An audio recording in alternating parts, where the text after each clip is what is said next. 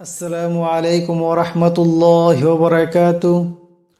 সম্মানিত দর্শক ও শ্রোতা, আজকে কায়দা শিক্ষার এই পর্বতে মদ সম্পর্কে বিস্তারিত জানব ইনশাআল্লাহ।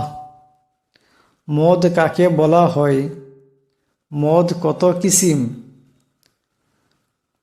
আর কোন মদ কিভাবে করতে হবে, এই সমস্ত কিছু বিতং আজকে আলোচনা থাকবে। তা সর্বপ্রথম দেখেন মদ। মদ কাকে বলা হয়?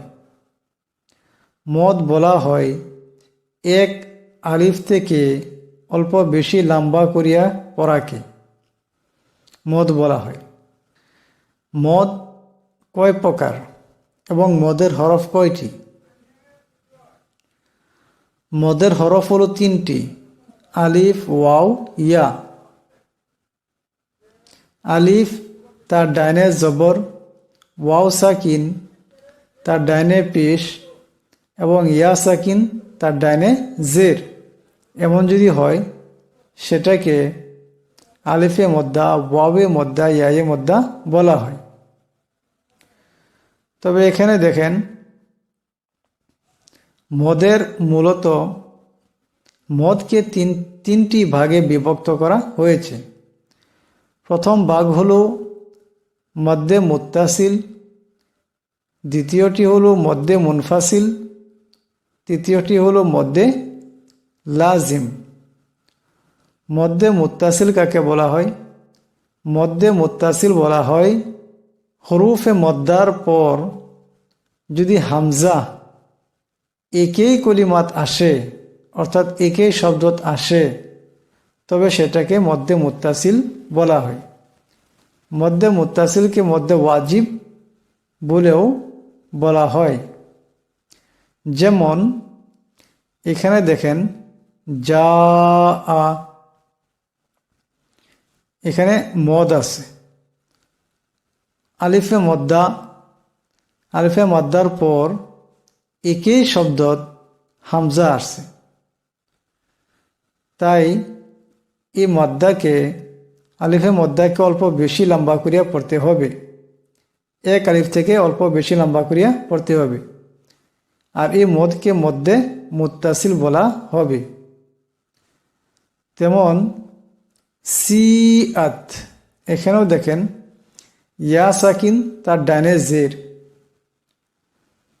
এটা হলো ইয়ায়ে মদ্দা। এখন ইয়ায়ে মদ্দার পর একই শব্দ হামজা আসছে, এখানে হামজা আছে, গতিকে এটা মধ্যে মুত্তাসিল হয়ে যাবে। এটাকেও এক আলিফ থেকে অল্প বেশি লম্বা করিয়া পড়তে হবে। তারপর হলো সু উ, এখানে আছে ওয়াওয়ে মদ্দা, ওয়াও সাকিন তার ডাইনে পেশ, সেটাকে ওয়াওয়ে মদ্দা বলা হয়। এই ওয়াওয়ে মদ্দার পর একই কলিমাত হামজা আসছে, গতিকে সেটাও মধ্যে মুত্তাসিল হয়ে যাবে। এটাকেও লম্বা করে পড়তে হবে। এরপর হলো মধ্যে মুনফাসিল। মধ্যে মুনফাসিল বলা হয় যে হরুফে মদ্দার পর যদি হামজা দ্বিতীয় কলিমাত আসে, দ্বিতীয় শব্দত আসে, তবে মধ্যে মুনফাসিলকে মধ্যে জায়েজ বলেও কোনো সময় বলা হয়ে থাকে।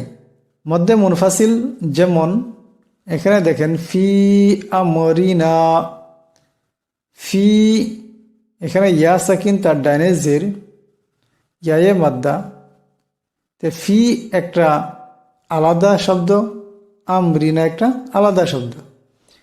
এই হরফে মদের পর একটি বেলেগ শব্দত হামজা আসছে, গতিকে এ মদকে মধ্যে মুনফাসিল বলা হবে।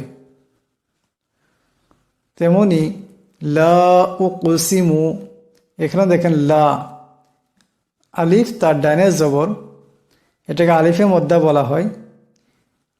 এই লা একটি বেলেগ শব্দ, উকসিমু একটি বেলেগ শব্দ।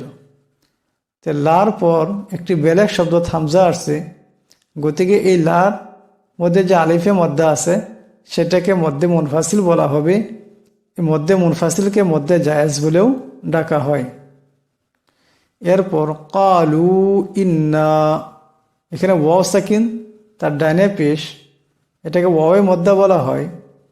এই ওয়াওয়ে মদ্দার পর কালু এটা একটা বেলেগ শব্দ, ইন্না এটি বেলেগ শব্দ। এই ওয়াওয়ে মদ্দার পর বেলেগ একটি শব্দ হামজা আসছে, তাই কালু ইন্না এখানেও এটা মধ্যে মুনফাসিল হয়ে যাবে। এরপর হলো মদ্দে লাজিম। মদ্দে লাজিম বলা হয় যদি হরফে মদ্দার পর সুকুন অর্থাৎ জজম কিংবা তো তশদিদ আসে, সেটাকে মদ্দে লাজিম বলা হয়। যেমন আল আনা, আল এখানে দেখেন আলিফে মদ্দা, এরপর পরে হরফটি সাকিন জজম আসছে, গতিকে এই মদকে মদ্দে লাজিম বলা হবে। তেমনি করে হা জু কা, এখানে হা এই হা জু কা, হা এখানে দেখেন আলিফে মদ্দা, আলিফে মদ্দার পর যে শব্দটি আসছে জিম, জিমের মধ্যে তসদিদ আছে, গতিকে আলিফে মদ্দাকে মধ্যে লাজিম বলা হবে। তেমনি করে ওয়াসফাতি, এখানে সদের উপর আলিফে মদ্দা আছে, এরপর ফা মুশাদ্দাদ, ফার উপর তসদিদ আসছে, গতিকে এখানেও এটা মধ্যে লাজিম হয়ে যাবে। তাই আজকের সবকের মোট সারমর্ম হলো যে মদ কাকে বলা হয়। মদ হলো অল্প লম্বা করিয়া পড়াকে মদ বলা হয়, এবং এই মদকে এক আলিফ পরিমাণ থেকে অল্প বেশি লম্বা করিয়া পড়তে হবে। মদ 3 ভাগে বিভক্ত, একটি হলো মধ্যে মুত্তাসিল, একটি হলো মধ্যে মুনফাসিল, আর একটি হলো মধ্যে লাজিম।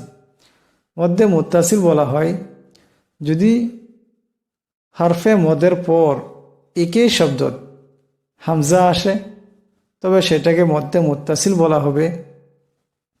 মধ্যে মুত্তাসিলকে মধ্যে ওয়াজিবও বলা হয়, যেমন যা আ।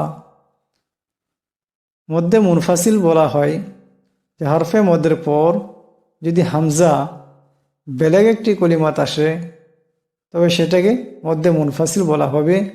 মধ্যে মুনফাসিলকে মধ্যে জায়েজও বলা হয়, যেমন ফি আমরিনা। 3 নম্বরটি হলো মধ্যে লাজিম। মধ্যে লাজিম হলো যে হরফে মদের পর যদি পরের শব্দটির সুকুন এবং জজম আসে কিংবা তো তসদিদ আসে, তবে সেটাকে মধ্যে লাজিম বলা হবে। যেমন আল আনা হাজুকা। আমার প্রিয় বন্ধুগণ, আশা করি আপনারা বুঝতে পারছেন এই মদের বয়ান এটি একটি গুরুত্বপূর্ণ বয়ান। এই বয়ানটি যদি আপনারা শিখতে পারেন, তবে খুব সহজে কোরআন শরীফ খুব সুন্দর করে রিডিং পড়তে পারবেন, মাদ্রাসার ছাত্রের মতো পড়তে পারবেন, কোনো ভুল হবে না। তাই এই ভিডিওটি খুব গুরুত্ব সহকারে শুনবেন এবং শিখবেন, এবং আমাদের অপর সাথী ভাই যারা কোরআনকে সহি করে তিলাওয়াত করতে পারে না, তাদের কাছে ভিডিওটি পৌঁছাবার জন্য লাইক এবং শেয়ার করে দিবেন ইনশাআল্লাহ।